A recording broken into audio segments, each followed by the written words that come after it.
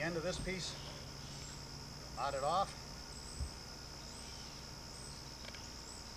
start another piece right on top of it.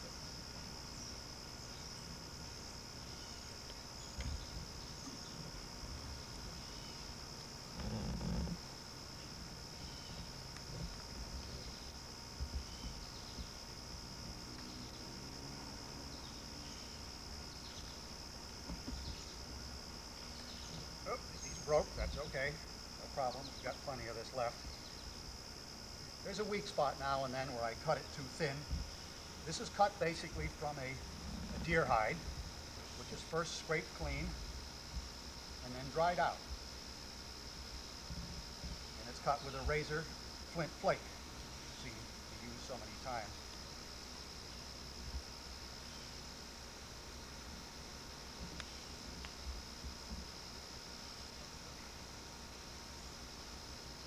Just doing the same thing again and again, winding and knotting all the way.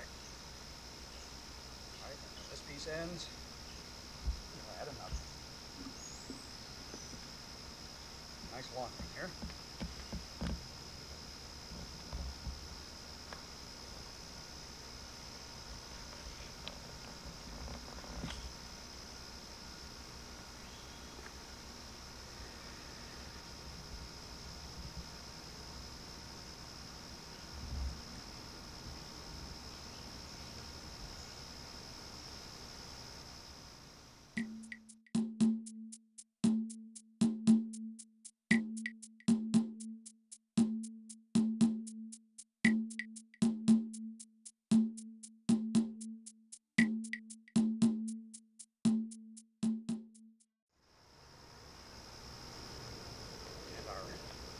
Binding is complete. So we have our axe back in good shape. We have a new knife which to do any carving on the tool. We have our axes, of course, that we've made before. And I think we're about ready to set back to work on our dugout down by the river.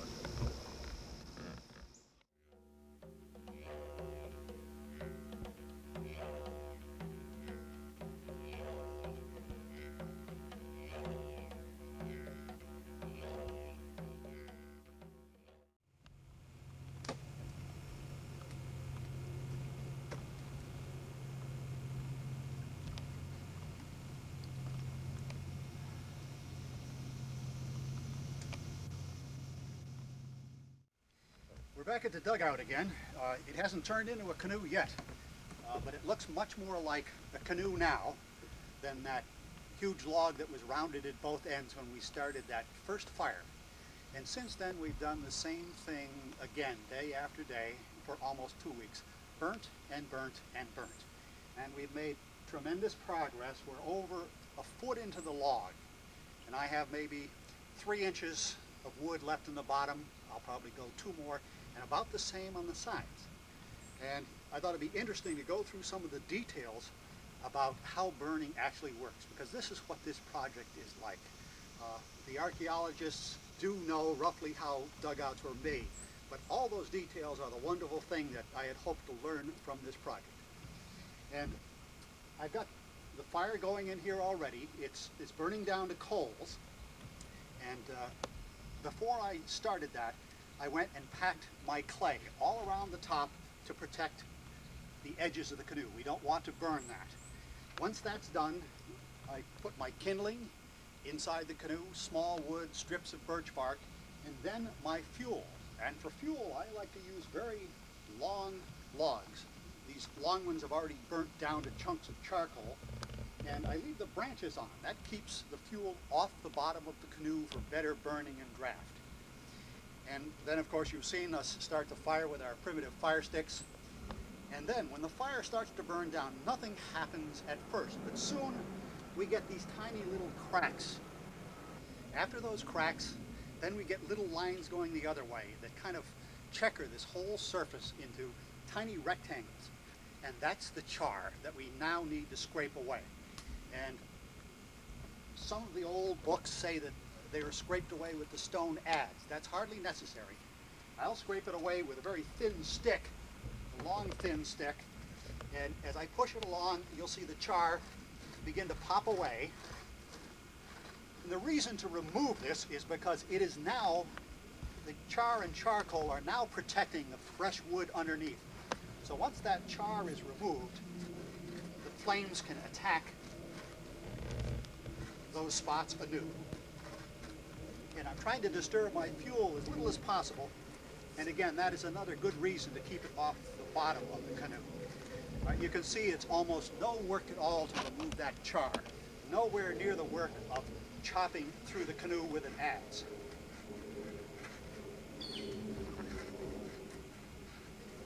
There, I'm done with most of this end.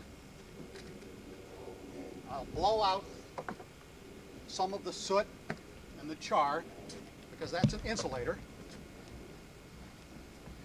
This is a hot, messy job. We knew that when we started. And I'll put on some more kindling to refire this end while I'm working on the other end.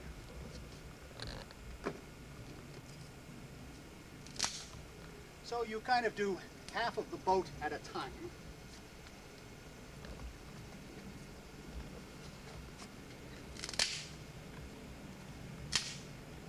Using usually small fuel around those larger pieces. And we'll get that going and then scrape the other half.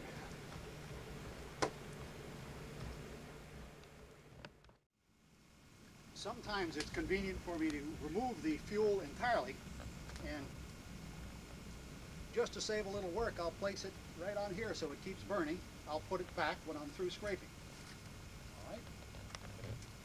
And we'll get rid of the small pieces of charcoal. You can see we've got a good burn here. Each scrape removes between an 1/8 inch and a 1/4 inch of wood, depending on how long I burn. There's a very good one here.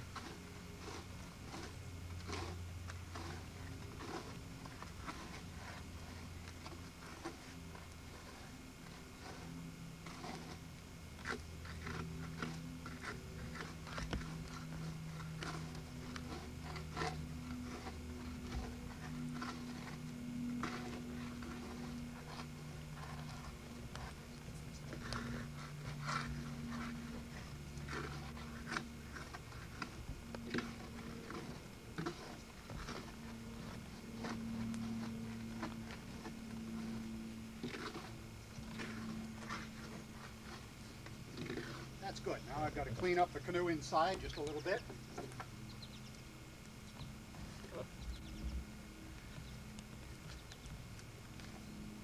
Just a handful of grass here.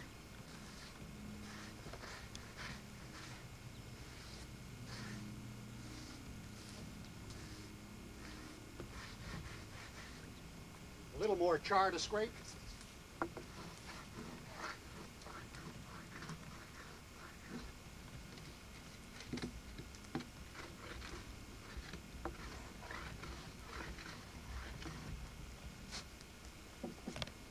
The surface that we get, quite naturally, is very beautiful and very smooth.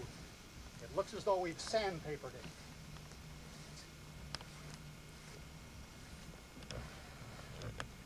It's wonderful to the touch, and it's quite flat. And that's the kind of surface we'll have in the finished dugout canoe.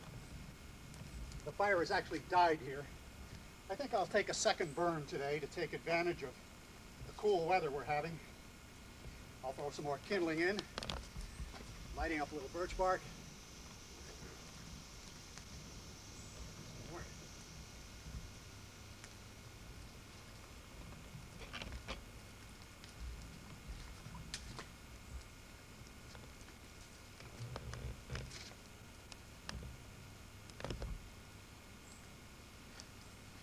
And some small wood goes on there.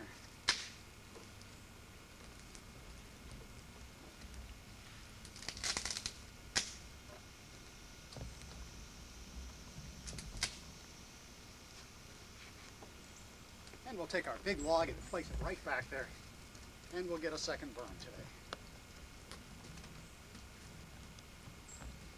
And that's really all there is to what remains of shaping this dugout. I've been here about 2 weeks doing this work. I've only got a few more days until the hull is the right size. I suppose one could get on modern time and do this 8 hours a day, start a fire, scrape and burn.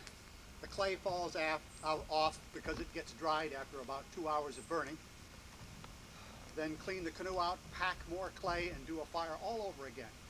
I'm not really in a hurry to do this dugout, so it's been 2 weeks, but basically about 3 hours each day. By the time I clean the canoe, pack my clay, do 2 burns and 2 scrapes, and then I'm usually ready to go home and relax. So there's a very nice rhythm that emerges from this.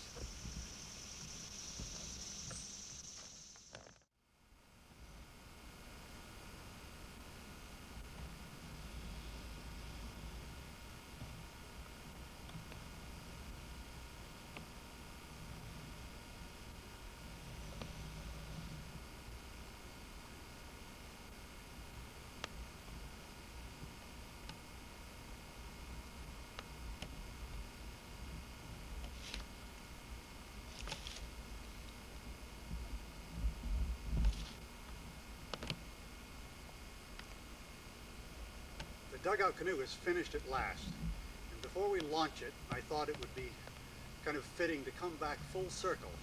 I'm standing next to a giant poplar tree of the same kind the dugout's built of, but an even larger specimen. And it's only a few yards from our dugout, which is just over the bank here, ready to set sail. And if the river continues to undercut this bank like it did to fell our dugout tree, why, we may get a chance to turn this one into a giant, perhaps 10-man dugout sometime in the future. But we'll leave it for now, and for the last time we'll go down to the river and take a look at our dugout, which is now finished.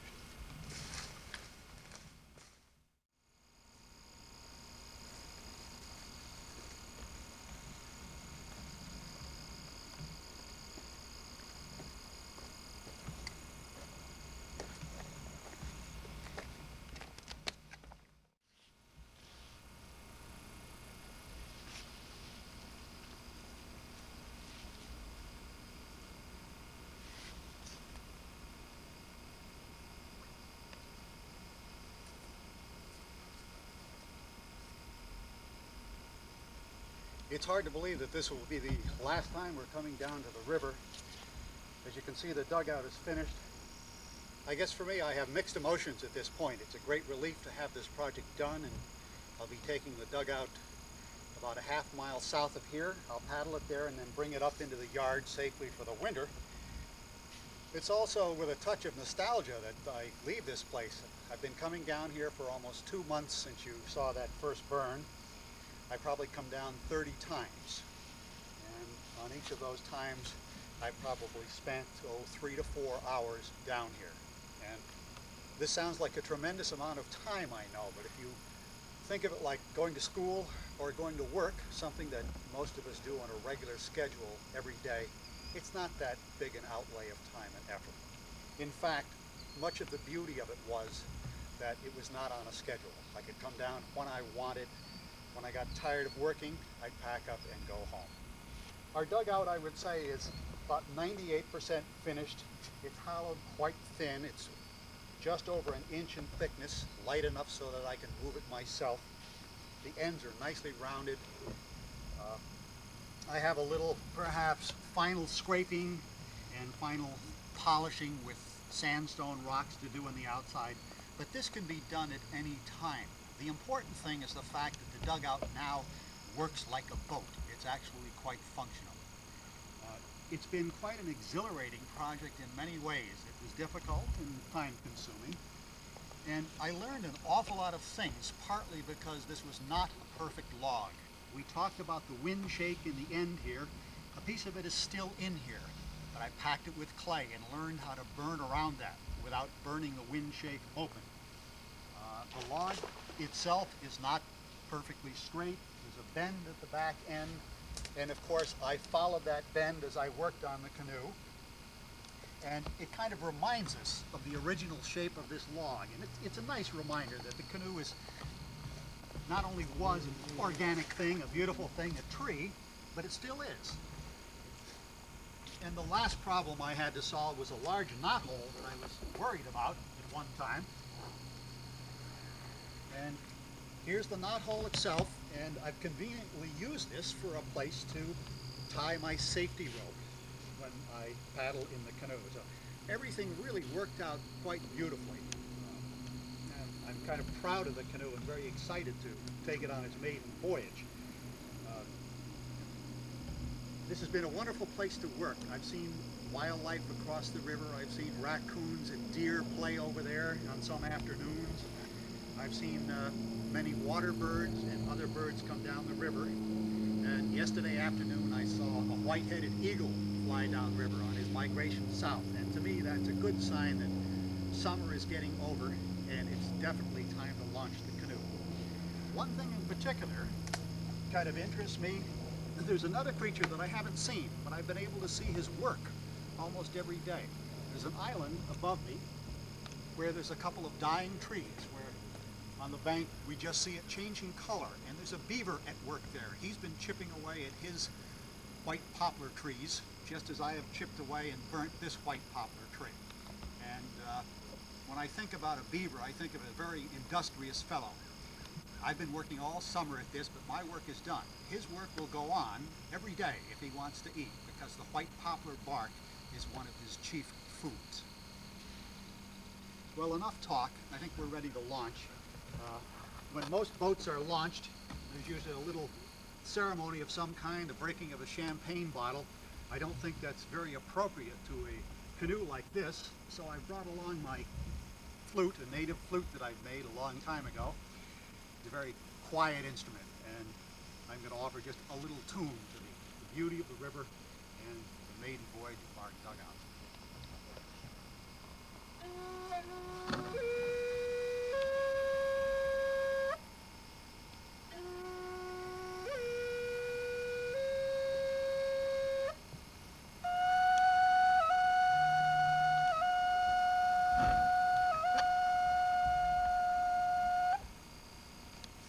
Now I think it's time to go.